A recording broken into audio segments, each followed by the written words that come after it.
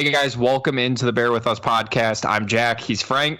We're going old school with this episode. Nas decided he needs to spend a little bit more time celebrating the holidays, and I understand. But we appreciate him stepping up, hanging out with Frank for a little bit. I love the episodes. You guys have been killing it lately. I've missed you though, Frank. I hope you guys had a good happy holiday. We're coming up to 2024 here. Feels weird. It does, dude. This year went by so fast. I don't know if a particular year has ever gone by this fast for me. It's kind of eerie how fast this year went. Yeah. I mean, I'm trying to grasp with the realization that there's only 2 more Bears games. I know. That it feels like just yesterday we were talking about that awful Packers loss week 1. That's true. Getting really fucking mad. Getting real fucking mad. But hey, Bears have improved. It's so funny, Frank, because you go back and you listen to those podcasts to start the season, our expectations, and we were probably 6 to 9 wins is probably the realistic range for this team. That's kind of where we expect them to be. And while they're 6 and 9, I mean, it's still just nothing that we really ultimately wanted to see happened. There's still a lot. I assumed if this team was going to win 7, 8 games, we would have a lot more clarity for the future. We'd have a lot more answers about what this team will be, what they're looking to do. But I got to be honest with you, you're watching that Cardinals game and you kind of walk away saying this bad team is marginally better than another bad team. And that's sort of where we're at. Cole Kmet had a good game. Khalil Herbert finally came back to life, had himself a nice game. Justin put up Justin numbers that you kind of come to expect from him. 15 to 27, just a little over 50% passing, 170 yards passing, 1 touchdown, 1 pick, and then almost 100 yards rushing. So it's it's kind of more of the same of what we've been seeing for the last couple of years. I would say really the only thing you look towards is who's making plays on the defense. And I think there's some mainstays on this defense. I've liked what I've seen. But again, are we walking away from this season with 6 wins, feeling anywhere close to how good we thought we would be feeling? Well, that's one of the things, Jack. It's funny that you brought it up right off the top. And let me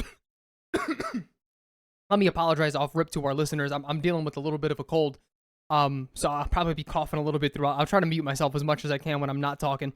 But that was one of the things I wanted to run past you. I have this internal struggle right now where I don't know if I'm being a bad fan or not.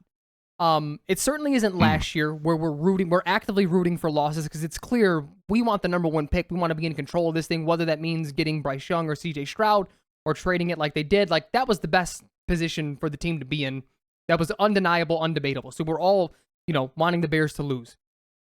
And I'm coming away from some of these wins, Jackie, and they don't feel like wins to me. And I'm not rooting for losses. We're going to get the number 1 pick. So I'm not actively rooting. I know other people are well, we should have the 4 pick as well. I don't care. We have the 1 that's secured. We're going to, whether we have the 8th, the 10th, I don't care about that. I do want the Bears to still win. I want these young guys to develop and I want them to look good. But just like you said, there's so much more to be desired. And even, especially in the wins. Isolating this game against the Cardinals. You're up 21-0 on a bad football team. Probably the 2nd worst team in the league. And the only thing that I can think of the whole time I was watching that game is what you said last year. You were like, I know we're supposed to be losing, but coaching staffs don't have that mindset. GMs have that mindset, front offices, ownership, they have that patient mindset early of we're going to lose, we're letting guys develop. Coaches don't. They're there to win. And we saw this last year on a 3-win team. This team get extremely conservative in these moments. And not only that, it's there's this weird thing, especially with Luke Getsy, and I'm sure Eberflus has his fingerprints all over this thing as well, but it's you're up 21-0. You're supposedly a run-first football team, a smash-mouth, black and blue football team. Run the fucking ball with some authority.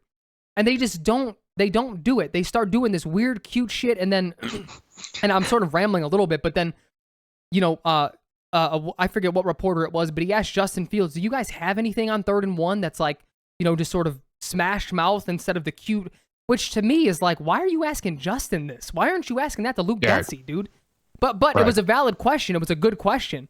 And like that's where I stand right now, where I'm like, I'm watching this team. Like in all honesty, I think they have more talent than their win-loss record shows, because they should have won 3 more ball games. This should be a 9-win team right now. This coaching staff has actively lost this team 3 games.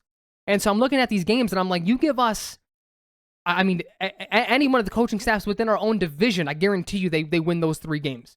Now, you can sort of get into the weeds and say, well, could they have lost this game? Who knows? But just looking at the 3 losses that should have been wins, I think Kevin O'Connell does it, I think Matt LaFleur does it, and I think Dan Campbell does it.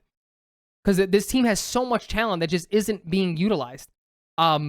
It feels like sometimes these wins are in spite of the coaching staff, which is very annoying. Right, and again, it's any other team they're playing outside of the Panthers. They're probably going to lose this game, right? Because they scored 21 points in the first half. Then you let the Cardinals come in and score that touchdown, and then you scored 6 points in the second half. That's just not good enough. That's not good enough. This team looked infinitely like the better team. You were like, man, the Cardinals fucking suck. And then the Bears start playing like the Bears, and it's like, dude, come on. Like, it's these same questions. It's a situation where at the beginning, this podcast loves to talk about context. At the beginning of the season, you tell me this team wins 7-8 games, 7, 8, 9 games.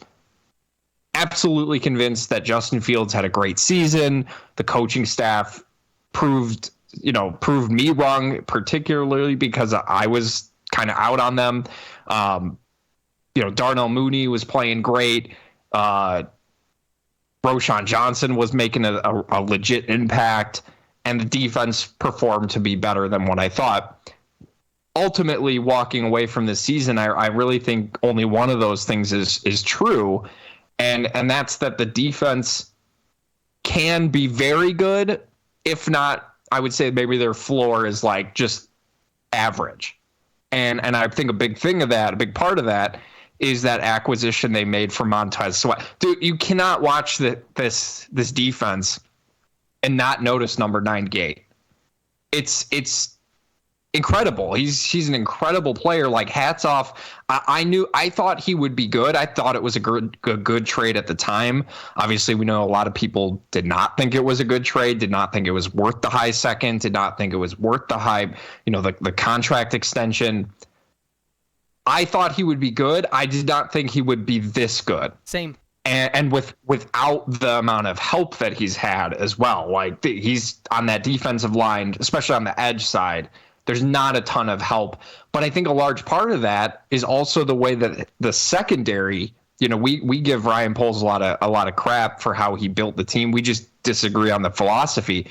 But you like to talk about how the cover 2, it works so well because the defensive line gets good pressure, and then the secondary doesn't have to do as much.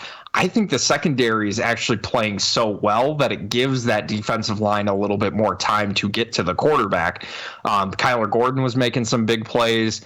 Tyreek Stevenson's rookie season has been up and down, but I ultimately think there's been a little bit more up than there has down. Oh, yeah. And then, of course, Jalen Johnson, I legitimately don't know what more he can do to get a contract extension at this point. Like, I don't know how Ryan Poles walks away from that being like, yeah, we can move on from that guy. I know. He's especially with the way that Tyreek is trending upwards, dude. That's a good 1-2. Damn, I mean, dare I say, great if he can continue to ascend to where he's been going. You did forget to mention that Jaquan Brisker is in the blue medical tent. He's hurt with something. He's shaking up. He's shaking up. He's shaking up just a little bit. No, you know what's funny, Jack, is I asked Nas last week. I said, Nas, like, sell me on something. What are you watching? Why are we watching this team? And his answer, which was a good one, was, look, I've been harsh on Justin, but I still like the guy. I want to see him ball the fuck out. He's still fun as fuck to watch. Like, and I think that's true. But it dawned on me as I was watching. I was like, and I think the reason why I even asked that, Jack, is maybe I bought in a little bit too much. Like, we can win out and maybe make the playoff push and like sort of come to fruition of what this talent has. Maybe Eberflus is a good coach, even though I was never in on Luke Getsy. I don't think anyone was, but maybe we can make this run. And when that didn't happen, it was like, fuck, dude, like now what do we watch for? But as I was watching the Cardinals-Bears game, my mind switched to like, where are the holes on this team right now? What do they need next year looking into free agency, looking into the draft? And the team sort of flipped on its head from probably even 3 weeks ago to now, because the D-line, you probably want another edge still, for sure, in the first 3 rounds. Or make, if you trade the one and you get Max Crosby or something crazy, the rumors are flying. Like, you want another edge for sure. The interior, dude, Justin Jones, Gervon Dexter, these dudes are making plays. And I think I attribute that to Sweat. I mean, that's what I thought you were going to bring up when you were bringing up his impact. He's unlocked that interior. I think they're able to play the way that this staff wants them to play because he's so good on that edge. And guards can't, just maul these interior dudes because tackles are just one-on-one with whatever edge guy we have out there. So to me, the linebacking core is phenomenal. I love that. You're going to always have depth and special teams guys. That's fine. You probably want another safety for depth as well with the injuries. A little bit of corner depth. That's going to be a couple free agent signings, maybe back end 5th, 6th round guys. Like, defensively, there aren't that many holes. I think the biggest holes on the team are interior line. You probably need 2 guards just with Tev's injury history. You absolutely need a center's probably priority number 1 on the team. And then you're just sort of like, you have the luxury of like, is Fields the guy or not, right? Like it's not really a luxury. It's almost a burden at this point for Poles of like, people love him. What is he going to do? Or like what is moving on from him going to be like for the locker room? And we're all wondering what Poles is going to do. So as I'm watching the team, I'm like, dude, I think that's why I came into this episode. Like, that's why I don't like, I feel like I'm being a bad fan because they won. We should be happy about a win. But it's just like when I'm looking at the holes on this roster, I don't see very many. And it's like with a good coaching staff, or I don't even want to say good, like with an adequate coaching staff. This NFC is weak, dude. Like look up and down. I mean, look at the Rams roster. Look at the Bucks roster. Look at the Packers roster, who are still in playoff contention. They have a win over us. Like, are we far off from that? Like, to me, we're in the same bucket. Like, they should have more wins than some of these teams. And it's not me being biased. It's like, watch these games that this coaching staff has lost because they've went to prevent defense. They've gone 3 and out after 3 and out after 3 and out, and some of that's on Justin too. But like, the coaching staff just isn't putting this team in position to win consistently. And it almost happened again. The Cardinals almost came back and beat the Bears. And they should have been close. That game should not have been close. You know what team this Bears team reminds me of, and it's the Ravens. Like, I feel like if this Bears team had the Ravens staff, they would probably be not the best record in the league. Obviously, they don't have Lamar Jackson. I'm not going to get crazy here, but I'm talking about roster construction. They have about 40 running backs at this point that they just keep cycling through, kind of similar to what the Bears do. They utilize a mobile quarterback skill set. They have a pretty good tight end, obviously a great one when Mark Andrews is playing, but right now it's Isaiah Likely. Their wide receivers, I don't think they're that much better than the Bears, given DJ Moore being there.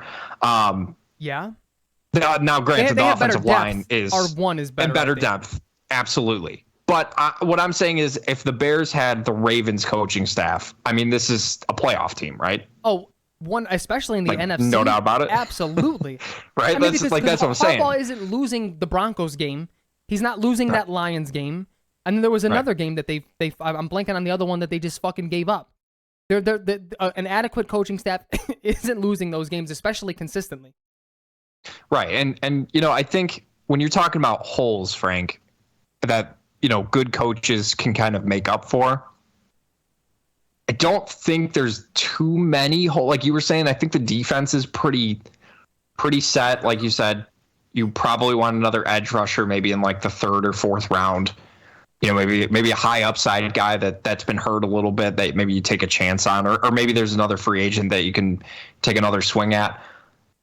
I just think wide receiver is probably, I would say, if center is 1, I'm not going to argue with you. Wide receiver is like right underneath it at 2. Yep. Like, you look at the stats, and I know the box score isn't everything, but sometimes I think it does give you pretty good context. Out of the 15 passes that Justin completed, 5 were to a wide receiver. 2 to Darnell Mooney, 3 to DJ Moore for a combined total of 23 yards to wide receivers. That's not good enough.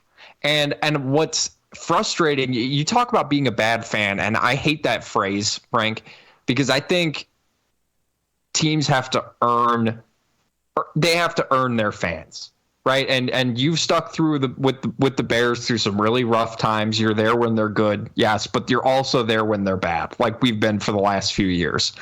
And the NFL is different than baseball or basketball, where the draft really does matter.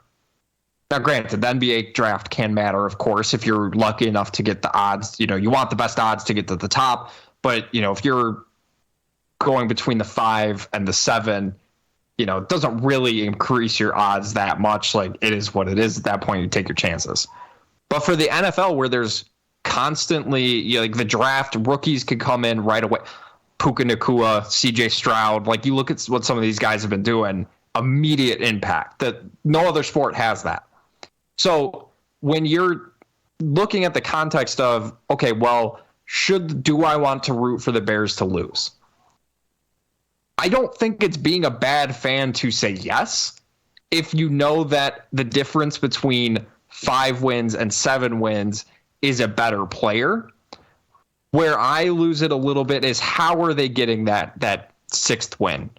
What did that 6th win accomplish? Yeah. You look at the numbers for Justin. Again, it was just another Justin Fields game where he throws for under 200 yards. Like, yeah, the rushing is great. I'm not going to argue. But he's not going to be able to do that forever. We've seen the hits that he takes. Khalil Herbert is rushing for 100 yards and a touchdown. It's like, okay, he's probably not going to be here long term. You look at just around the offense, like guys like Robert Tonyan and Mercedes Lewis is catching a touchdown, and Velus Jones and Tyler Scott doesn't even get a target in the game. It's like, I'm sorry, that means nothing to me. That's an empty win. And sure, it's cool to see them win, I guess. But I disagree with saying that you're a bad fan in football specifically to understand that a loss is not the worst thing in the world if your team is not competing to make a playoff spot. I just don't agree with that. Yeah, no, and I guess that's what I was failing to articulate, and I guess like round out the way I feel about it is like, this is the year that I do want to cheer for wins. This isn't last year, but the wins just don't feel good. Let me look up and down, because I feel like there were a few that did, but just games like that, unless we were competing, when it's like when Dan Campbell's like, I don't give a fuck how ugly it was. You celebrate these wins. They're not hard. They're too hard to come by for you to be like, we'll go over the film and do everything. I think that's a great mindset for a competing team to have. For the Bears, I need them to win and show me something. This, just like you said, these types of wins don't really do much for me as a fan. Like I'm going over their schedule right now. The Washington win was like, okay, maybe we're onto something here. Start off 0-4, offense gets going. The Vegas win as well. The defense starts churning things out. Like another one that was bad, like the Carolina win was fucking gross. That does nothing for me at all.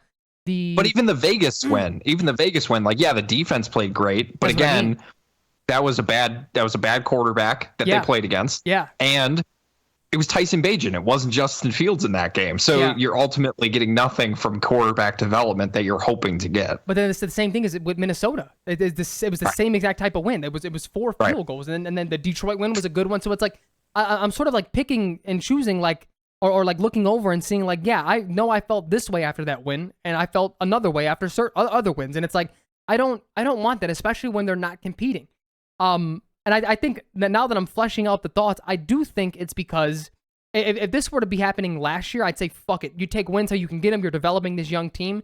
I don't want Ryan Poles to be fooled into some of these wins and thinking like, hey, maybe I think that's where I'm coming from. And you know what, Jack? That actually is one of the things that I wanted to bring up when I told you pre-pod. Like, I have a few things I want to run past you. This is number one. Ryan Poles was on ESPN 1000, maybe with Waddle and Sylvie, and Peggy Kuzinski tweeted this out. 2 tweets. Chicago Bears GM Ryan Poles tells ESPN 1000, the pregame show, that the team needs to learn to finish and coaches need to clean up the details. He also says the future building of this team is becoming more clear. And while your record is what it is, they can still look and learn from the close excuse me. They can still look and learn from the close losses. And I don't know exactly. I feel like it's a little bit of a mixed message. He may know exactly what he's saying when he says it, but to me, the first one feels like, hey, even in these like close wins and losses, like I'm pinning this on the coaches. You know what I mean? I'm pinning some of these. But then I don't know, like him saying like we can learn things from the close losses means like I'm gonna still give these guys some leash next year. It feels conflicting, but I didn't hear the whole thing. It's just these are snippets from 200 character tweets. What is your take? Like how do you take those two? See, and this is kind of where we're sort of in a holding pattern, because we don't really know Ryan Poles well enough. I know. To really truly get a good feel for what his expectations are. If he brings Matt Eberflus back,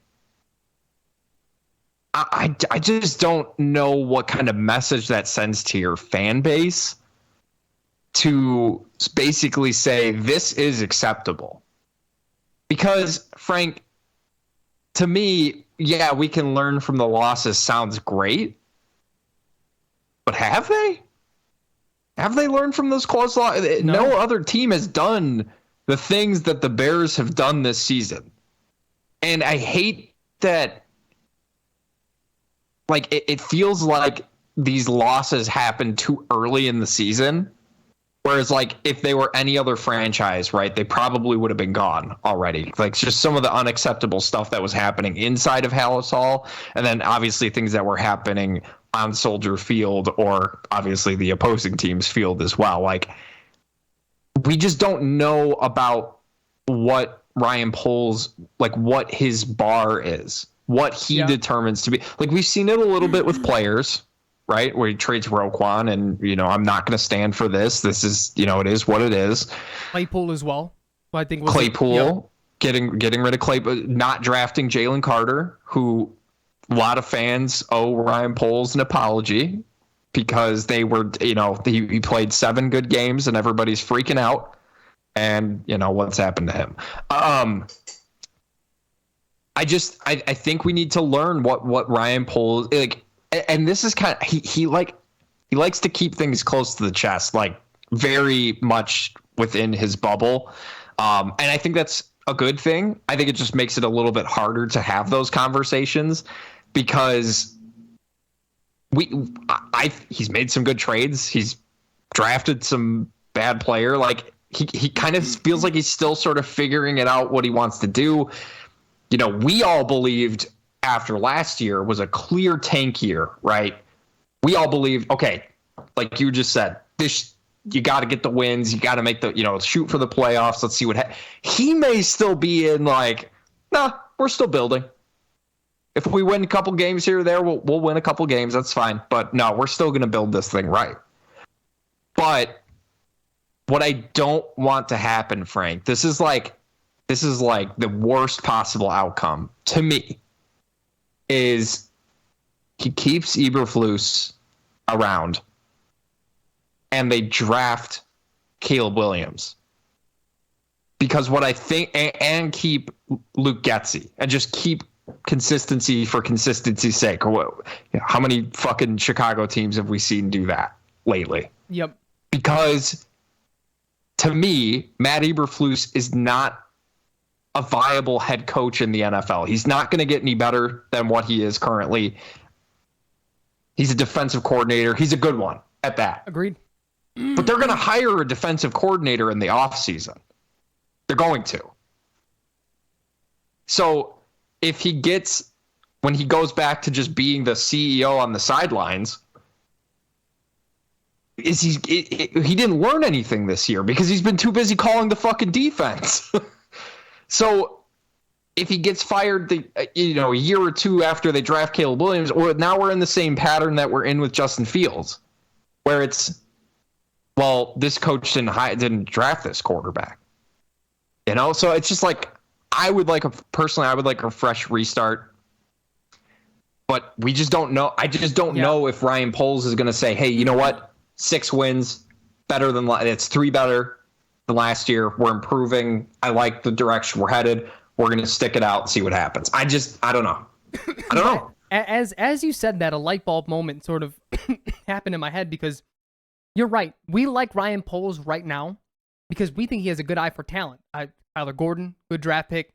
Jaquan Brisker, when he's healthy, he's been playing better. When he's not shaken up. Gervon Dexter has made just as much of an impact as Jalen Carter has his rookie year. Getting DJ Moore. I mean, the fucking fleece trade of the century thus far.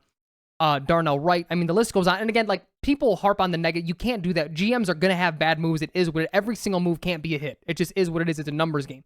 If you have more hits than misses, especially by a significant amount, your track record's going to be good.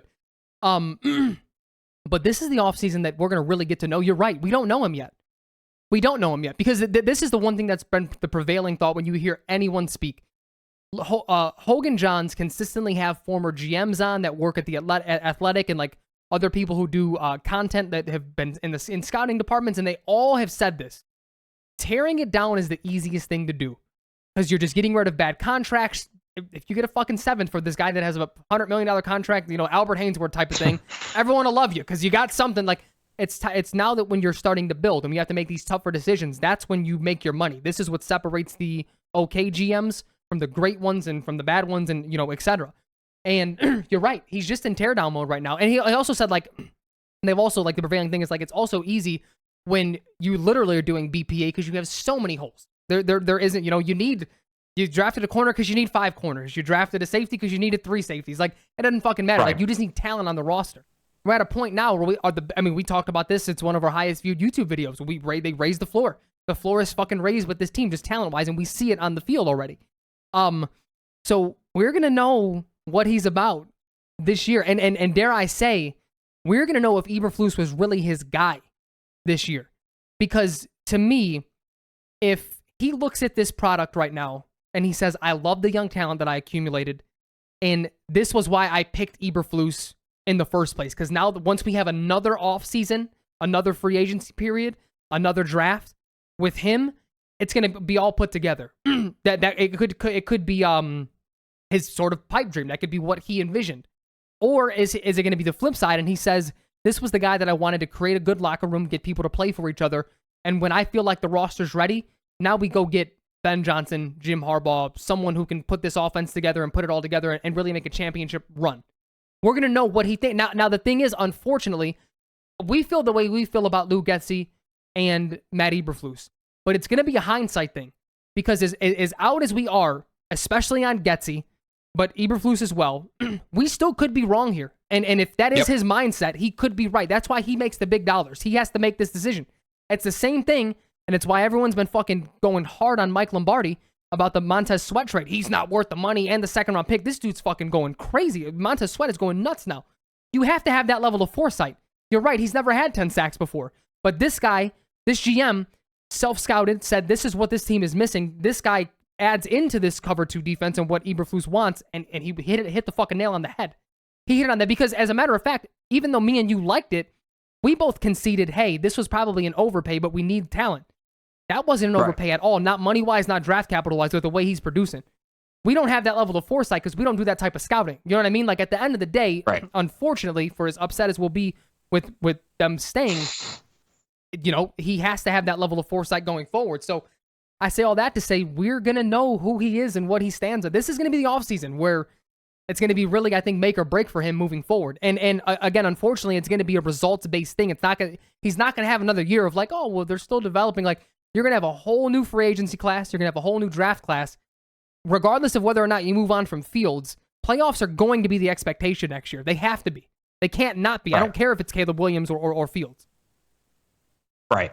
Because what you're saying, if you draft Caleb Williams, you're saying, I like where the team is at, but I think a better quarterback will push us over the top. Will push us into that range of being able to produce more wins consistently. And, like you were just saying, and I loved what you said about Ryan Poles and his foresight, because you got to remember he wasn't just looking at Montez Sweat like, is this guy a good player? He was looking at, if Montez Sweat is taken off that defensive line with the other guys he's playing around, everyone talks about how good that line is. Is he a product of the line, or is he making that line better? And Ryan Poles said, fuck it, I'm trading a high second round pick. And again, it's not even that high anymore, guys. If you'll recall, the Bears are like in the eighth, they have the number 8 pick overall. So, and could be a little bit even higher than that, depending on what happens in the next couple of weeks. He said, I need that guy on my team. And everyone, if you recall, the other reaction was, oh my God, look at the 49ers. They give up a compensatory 3rd round pick and they get Chase Young, who, again, when we were talking about the trade, it was all the name. Everybody was just saying, oh, it's Chase Young, Chase Young. Chase Young has 2.5 sacks in 7 games for the 49ers. Like, everyone just assumed he would be the Chase Young. He's getting, he had 5 sacks in Washington this year. He has 2.5 right now. And granted, I'm not going to pretend that sacks are everything. But you just look at how Ryan Poles was able to identify, like, it's things like this trade, the trade for DJ Moore, the savviness to go, hey, you know what? I'm not taking Jalen Carter. I'm going to trade back another spot to get the guy that I want, and I'm going to pick up an additional pick. It's that savviness from him that I really do like. And I'm not going to sit here and pretend like it's I think Ryan Poles ultimately has probably the hardest offseason coming up of any GM. Ultimately, like, there are some tough decisions that are going to need to be made, because does he like Justin Fields? Does he like what he's seen this year? Does he think that maybe we need a different offensive coordinator in here and we can still get what we need from Justin? Does he want to pay Justin? Does he want to bring in a quarterback to sort of reset that clock? How does he think that if he does go rookie quarterback, what's his timetable going to be because the defense, I'm not going to say they're win now. They're not, I wouldn't, and I don't think you would either say Super Bowl level. No. Right? There's still some additions that need to be made, but you could win probably at least a playoff game with this defense. Oh, yeah. Right? Absolutely. Kind of where they're at right now. So, I mean, it's all on him to rebuild this offense, and like you said, there's not just like one hole. It's not just fix the quarterback. It's now you still have to get him more weapons, whoever it is. Got to get him a better offensive line, especially on the interior. And you're probably going to need to figure out the running back position as well, because, I like Roschon Johnson. I don't really think he's anything more than just a guy, right? Yeah. I mean, same for Herbert. They're missing an extra level of explosion. You have Justin, but me and Naj were talking about this last week. We know the athlete that he is, but defenses also know that, and they've accounted for it. He had some big runs last week, but before then, he wasn't breaking off 30, 40-yard runs. Like, it'd been a very long time. It'd been since last year, really. And, DJ Moore is DJ Moore. He's that guy. Cole Kmet is an explosive. Tyler Scott, he has some speed, but we haven't seen them really utilize him. Velus Jones is Velus Jones. Mooney is just dead in the water. The running back room is just these slow, plodding guys, and I like them for what they do, but they're missing that, like, punch. They're missing that Tariq Cohen. If they had a Tariq Cohen back there, I think he'd be a little bit more comfortable, even as like a change of pace. It doesn't have to be a workhorse guy. They're still missing that other level of explosion on that offense. And yeah, he's gonna have to figure that out. But I think for me, Jack, I have a very easy stance that I don't forecast changing on all of this. One, I'll always preface, I'm still rooting for Justin. I don't know if that means he's here. I'm okay if they move on from him. I'm not like this, I'm also, I don't mean to rant too much. There is some fucking weirdos on Bears Twitter. I hate the new Twitter algorithm because people that I'm not even following pop up on my timeline. Not only am I not following them, usually it's like, if Jack likes this tweet, it can go into people that follow him. You know what I mean? It's no one that I know likes it or retweets it. It's just on my timeline for no reason. And it's like, I'm really hoping that Carolina just wins these last two, so we don't. Why? Like, I get you're rooting for Justin, and I am too, but even if you are rooting for Justin and you want him to stay, you still get the number one because you maximize the value of what this team could do. Are you stupid? Like, that is asinine to me because even, again, you have to be realistic about this. If and probably when they move on from Justin, you don't want the number 2 quarterback. You want your choice of quarterback when it happens. Why would you want to settle for number 2? That's absurd to me. It's silly, weird. It's just weirdo shit. I don't get it. My stance is very clear, Jack. If they retain Matt Eberflus and especially Luke Getsy, I think you have to stick with Fields. I don't think you bring a new, because to your main point, that would be another Matt Nagy, Ryan Pace year. It's going to be a lame duck year for them. There's no way they make it a 4th year unless they astronomically change things around. And what we know of most rookie quarterbacks is it probably doesn't happen in year 1. It's very rare. We saw it just with CJ Stroud. Patrick Mahomes sat a full year. Did Deshaun Watson take the Texans? I don't think they went to the playoffs his first year. They came close. I think they came close. I don't think they made it, though. The last one that really did it was Andrew Luck. And then CJ Stroud, he got hurt. He was on his way to doing it, but he got hurt this year. But it's like you're resetting some expectations, too, with the rookie quarterback. You know what I mean? So if you're bringing them back, you have to bring back Justin, I think. If you want a rookie quarterback, now was the time to match him with a totally new scheme, at the very least, a new offensive coordinator. You can't bring Getsy back. I don't even want him back if Fields is back. I know the argument is that, well, you're making Justin learn a new offense. I don't fucking care. Because the thing is Tua had to learn a new offense last year, and he put up fucking video game numbers, and he still does that to this day. Like, good offensive coordinators aren't... I think everyone's trapped in this Luke Getsy, Matt Nagy mindset of like, you're in 201 now, and it takes 5 years to really master my system. Good coaches don't think that way. Like, if that's one thing that we learned from Matt Nagy, is that good coaches do not think that way. Mike McDaniel, when he got fucking hired, said all offseason, I'm here to maximize the players that we have, learn what they do well, and maximize what they do. And all he's done is learn what his players do well and maximize what they do well. It's not rocket science, man. Like, that's what good offensive coordinators do and offensive play callers do. So if they get a new quarterback, they hopefully it's the whole staff. Right. But at the very least, it has to be a new offensive play caller. No way do I want Caleb Williams with Luke Getsy. It's going to be the same thing. I do think, I'll say this. We don't know what Caleb Williams is going to do in terms of holding the ball, and he has fumble issues just like Justin does. His throwing motion is faster, and it looks like he has better footwork as it stands. But he's not Tyson Bagent in terms of like getting the ball, just quick reads and go, or like a Tua. Like if Tua was in this offense, I'd probably be comfortable with Luke Getsy running it, because that's what you need. You need the quick Drew Brees processor, go. Peyton Manning, just get it out, 1-2 reads quick, know what you're seeing pre-read every single time and go. We don't have that, and Caleb isn't that. I think he has maybe a little bit better of an arm than Justin, and that's saying a lot because I think Justin has a lot of arm talent, but if he couldn't maximize what Justin can do, what the fuck is Luke going to do with Caleb? Right. It's the same, like they're a similar prototype, even though the more film that I watch on Caleb, he probably has a little bit higher of a ceiling as a passer, but like they're not so dissimilar as prospects with Justin Fields coming out. So like the only even though Caleb is smaller, he's like the Kyler Murray sized quarterback, which to Justin's credit, I think has helped him. But you're right. Yeah, they are very similar type prospects. Yeah, and again, it's not to say that he's going to come in. I mean, Caleb could come in and be way better right from day one. I'm not here to debate or argue that. That could be the case. I'm okay with moving on from Justin.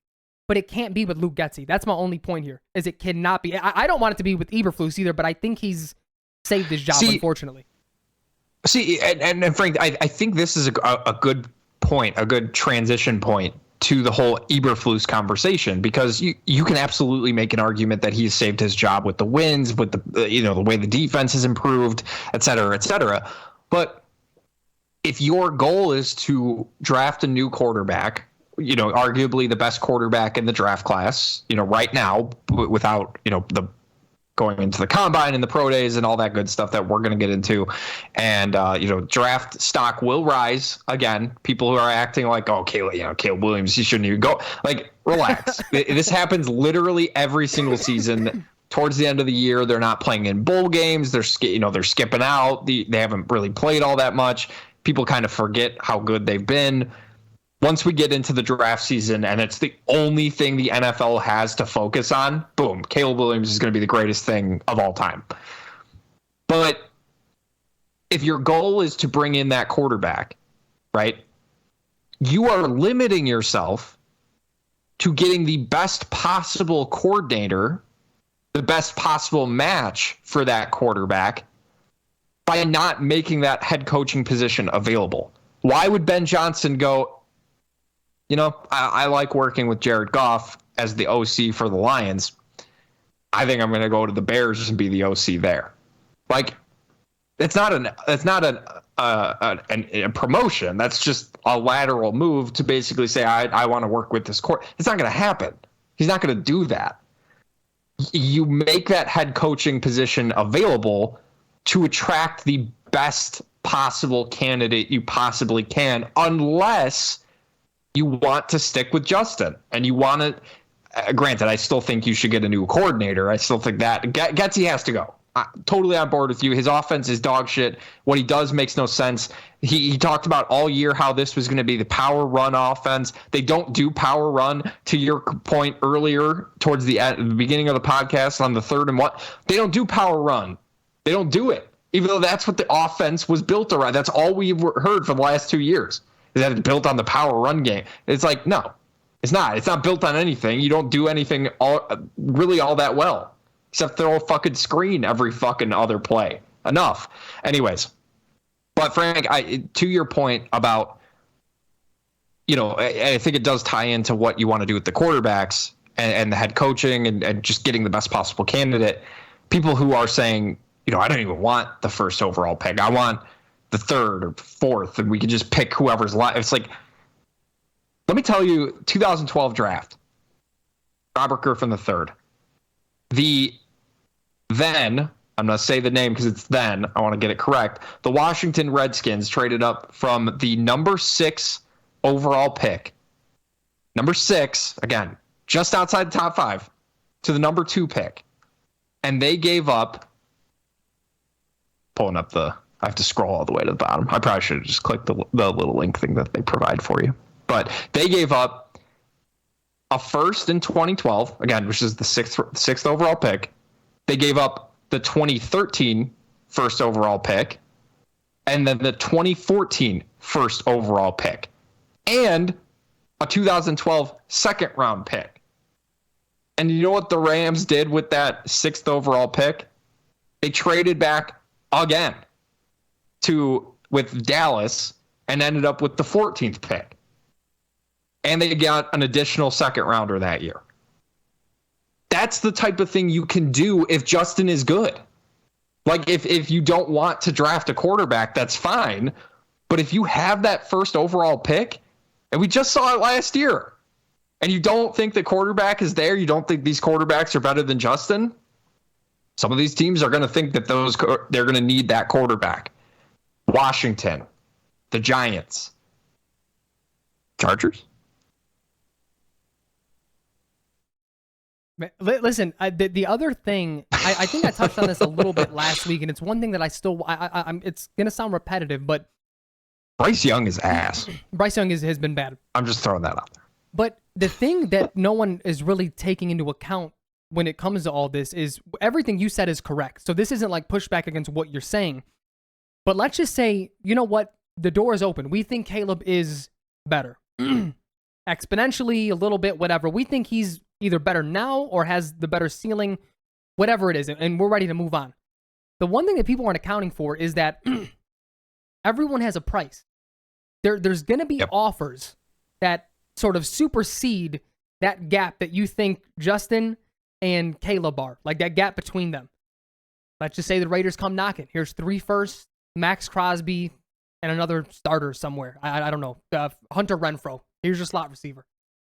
Like, or maybe a 2nd and a 3rd. I don't know. There can be an offer that makes up for that gap. And you say, you know what? We know what we have in Justin, that we can't pass on this deal.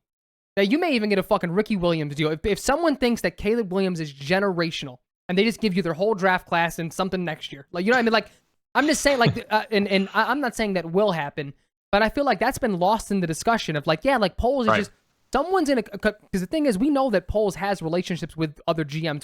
You can see it with the way he's moving. He's moving like a GM that we've never had before. Phil Emery didn't move that way. Ryan Pace had a relationship, but they just fucking bent him over. So it was a different type of relationship that he had with other GMs. But like, you get what I'm saying? Like I feel like he knows how to have these conversations to tell people, hey, listen, we're taking Caleb. So unless you give me this, this, and this, that would make up for what I think about what the difference is between Caleb and Justin. And there may be a team that fucking does that. And not only that, Jack, there may be 2 or 3 teams. And they say, all right, you know what, Raiders, hold on. I have, Atlanta on the phone. I don't know. Let's see if they can tie. Here's fucking Kyle Pitts, 3 firsts and 2 seconds. Yeah, like someone could give you an absolute king's ransom, no matter, like, you would, at that point, you would have to think that Caleb Williams is absolutely the next Mahomes, Peyton Manning, Tom Brady. You would have to think he's a future greatest of all time. To just say, no, it doesn't fucking matter. We're closing that door and taking him.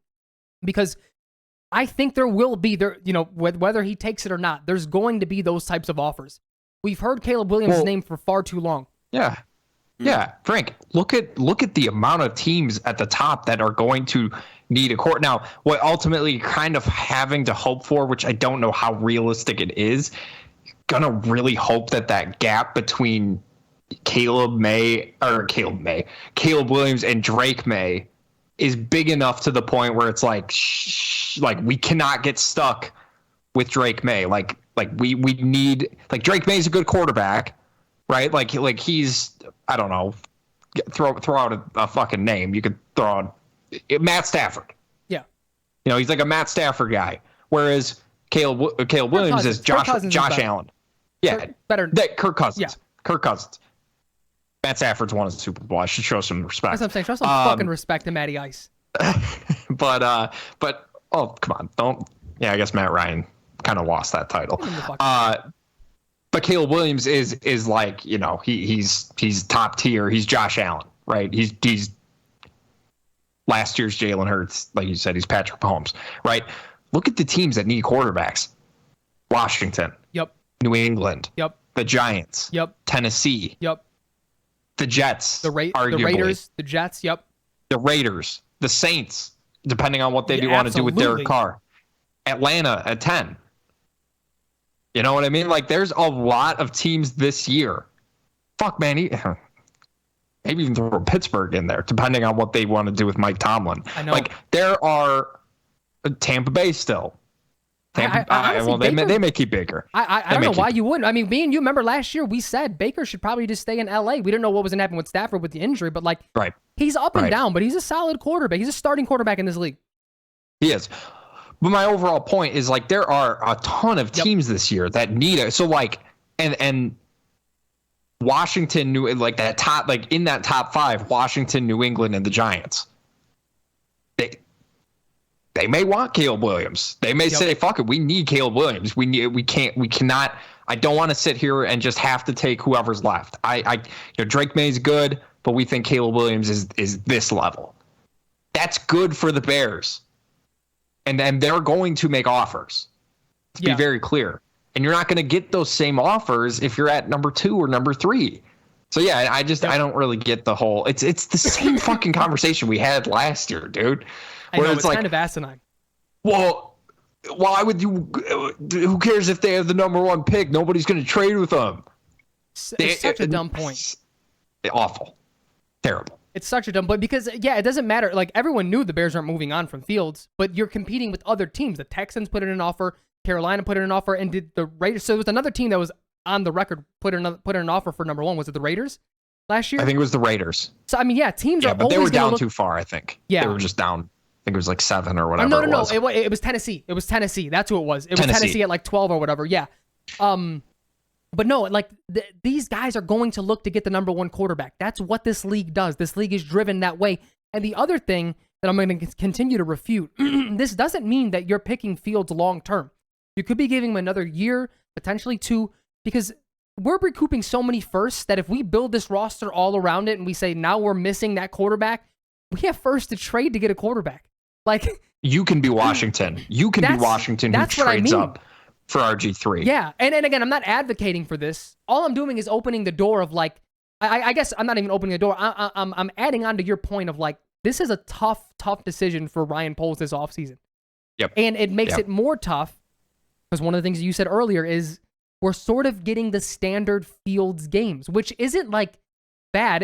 Again, because the one thing that I stand on is if we did not have the number 1 pick, this conversation wouldn't even be happening. We'd be talking about we need a center and another receiver and like continue to build this team around him, and we're still young. The number 1 pick throws this, it absolutely accelerates what you need from Fields, unfortunately for him, given the situation.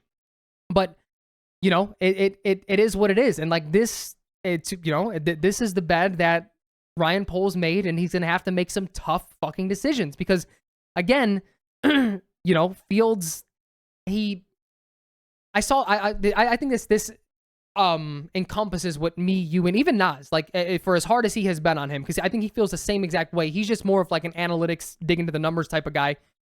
Have you ever seen the meme template of like 2 people on a bus? One dude is looking at the super dark side of the bus, and one there's like the sun on the other side looking into the nice woods. Yep. And on the dark side of the bus, it was like Justin Fields analytics nerd, or like analytics nerds watching Justin Fields and it was like all sad.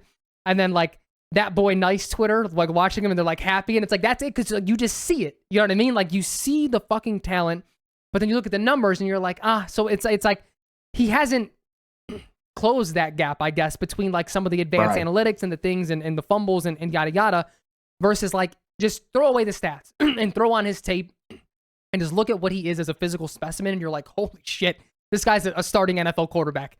You know what I mean? Like there's enough to make you feel like if he had good coaching earlier in his career, he would be a lot farther along than where he's at right now. Well, yeah, I mean, and that's why, again, no matter where you stand on it, I think the only rational take you can have on Justin is that this city, this team, this organization has done him way more wrong or failed him much more than he's failed the Bears organization.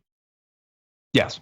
Agreed. Because say what you will, we thought he was the number 2 quarterback, but he was the 4th quarterback taken off the board for a reason. And then some of those things from the scouting report still exist today. Good coaches work around that. Lamar Jackson did not come into this league as a refined passer. What did John Harbaugh do? Fucking refined him and his staff. Josh Allen didn't come. He was one of the more raw athletes that we've seen. He's the reason someone like Anthony Richardson is a top 5 pick. Because you're looking at the physical talent saying, we can fix that. We can make that work. We can elevate him and tap into that ceiling that he has. Justin was for as good of this final year in Ohio State, really 2 years, he was still more of a raw athlete. The footwork needed a little bit of work. The throwing motion was a little bit longer than you'd like it to be. The processing speed was a little bit slower. You like to hang on to the ball. But again, that's the thing. I was telling Nas this last week, and I watched the full Raiders 49ers game. And a lot of the criticism that Fields gets is he's not an anticipation thrower, which is true. He tight windows aren't always there. He misses open receivers. I watched Lamar Jackson, and I see the same exact thing. But I see a team that's built around what he does well, which is sometimes just, not even sometimes, a lot of the time, just play backyard football. Where he's gotten way better is that he's not a 1 read and run guy. He's a 1 or 2 read and scramble around. And it's Ben Roethlisberger football. We've seen this have success before. It's Russell Wilson in Seattle football. We've seen this style of quarterback win when you allow them to do what you do and or do what they do best. And it's like when you just hear even some of the gutsy answers. Yeah, Justin may have missed things, but we preach just taking care of the ball. Stop preaching that. Let him fucking sling it. Let him just throw the shit, because you can't fucking tell me you watch that rookie tape of Justin and watch last year and this year's tape and say this guy hasn't been overcoached. Again, it's not to say he would be good or great or top 10. It's a different style and not for the better, because that's just not him. That's not who. Let him fucking sling the rock. That's all. That's all we've asked for. That's all we've been asking. That's all we've been asking for the last 3 years. But specifically this year, again. Tying it back to the earlier point, Frank, and kind of your expectations for the year and feeling like a bad fan for when they win and you just don't feel good, because you go back to our original point of what we started this year with. The main goal of this season is to figure out what you have in Justin Fields, and that answer is still not clear. I mean, I hate to say that Justin is what he is. I know a lot of people like to say that. Even I kind of alluded to it, where it's just kind of a typical Justin game. Like it's just sort of what he's doing. But you continue just to see like it's still there, but you wonder, like you were just saying, what bad coaching, let's be very, very clear, what bad coaching has done to him. And also, let's not pretend like the offensive line hasn't also, I hate that people just dismiss that. Well, not every quarterback has a great offense. That's true. That's very true. I'm not talking about every quarterback. I'm talking about Justin's case specific. He's never had a center who can just snap him the fucking football and block for him in and the interior of the line. What are we doing here? I hate that Justin needs to play perfect for people around the league to just say that he's any sort of good. You know what I mean? Like, he's like the one quarterback who everyone just loves to shit. Like, if this was Zach Wilson, you know how many fucking just excuses he would have had made for him by now? Or you know what? I'm going to even step it up a little bit more, Frank. I'm going to use your example. If this was Trevor Lawrence, all you would hear about is how the Bears just need to put a better team around him. Yeah. I think Justin has shown similar flashes of talent as Trevor Lawrence has. Now, granted, maybe not numbers-wise, even though I don't think Trevor Lawrence had anywhere close to a Washington game that Justin did. Yeah, you might be right. This season, yeah, as someone who's had this season Trevor Lawrence as fantasy. Yeah, that's what I'm saying. It's just so weird. And I'm not even saying like, our typical jokes that we make like about it being a racial thing, him being a running back. I'm just saying it's just the perception is just so straight. Like, Justin has been through so much shit. And people just, I don't know, like they're not willing to give him excuses. You know what I mean? Yeah. Well, again, but they don't even make the excuses at this point for him. It's just weird, man. And I don't know how anybody watches this season with Justin playing and truly convince themselves that, yeah, another quarterback would absolutely be the best decision for this team. Yeah. I'm not saying like Josh Allen or any of those guys. I mean, I'm just saying like a rookie quarterback. But look at Pat. I mean? Look at Pat Mahomes. He's the best quarterback in the league. He has no receivers. He has a porous offensive line that can't fucking line up on sides to save their lives, and he has Matt Nagy calling plays. Like, you do need a supporting cast and good coaches around you no matter who you are. Like, I know people have tried to take this NBA approach that, like, one guy just fixes it all. You bring LeBron in, and he just brings you to the championship. You bring Michael and this is not that, dude. The NFL is, as much as people want to do that and compare the rings and compare this and that, situations are so different. You just can't, like, to the point that you just made, you bring in Caleb Wood, like, that's my problem is, okay, Justin Fields is garbage juice, dumper juice, you throw him, he's an XFL quarterback, he's a running back, actually, get him out of here. What you're saying then is that you just insert average quarterback, insert Caleb Williams, who could be better than average, like, and they just win right away, and that doesn't ever, look at Justin Herbert. Justin Herbert is one of the most talented quarterbacks in the league. He can't fucking win. They can't win. Like, you need a good coaching staff and a good team around you, which is exactly why, like, one of Nas's very early points was like, he only has 5 wins. And I'm like, okay. And he's sort of loosened up on that, I think, the more he's been on here. But Aiden O'Connell threw for 0 yards in the second half, and he got that win. He won that game. That's a win on his win-loss record. That's a win for Aiden O'Connell when he, says, hey, I should be the starting quarterback next year. Why? This is a team game, man.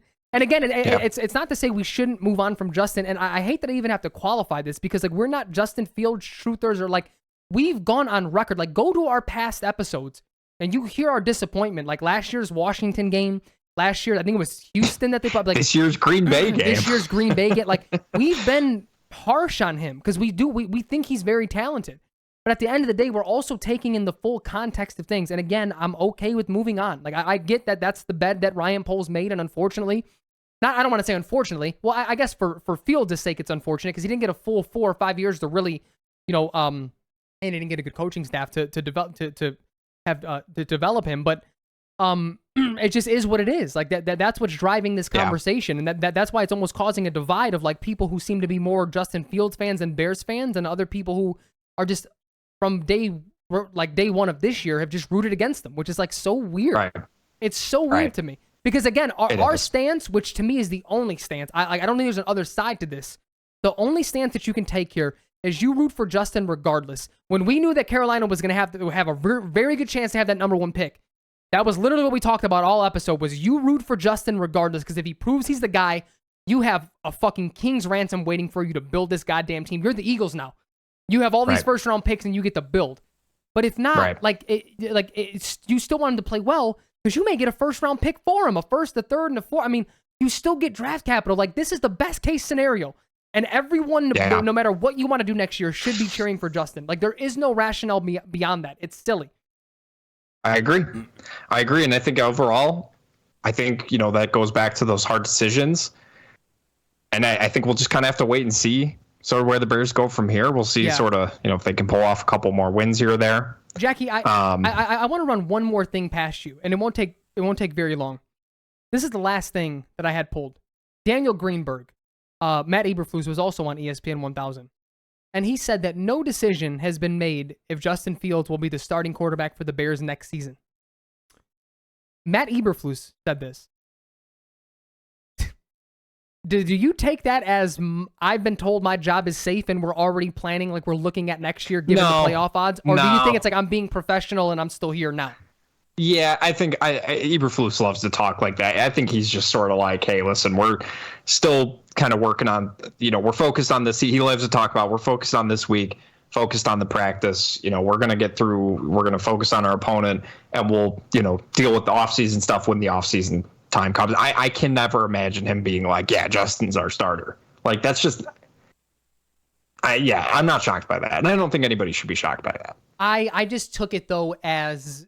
And I guess I don't know what you would do even if you were a GM and you were planning on firing your head coach. You obviously still want him to be a part of your think tank. Like he's still here now and you see some value in him because you hired him. You're not just going to pretend he's not there. That's what I mean. You're not going to just totally shut him out. But that made me feel like, fuck, dude, he's back next year. Yeah, well, we'll have to wait and see. Yeah. I guess we'll learn a little bit more. But this has been a great episode of the Bear With Us podcast. Good to be back, Frank. Glad you guys had a happy holiday season. Hope all of our listeners did as well. Look forward to doing a little more Bears talk next week. Until then, I'll see you then, Frank. Jackie, later. Later, everybody.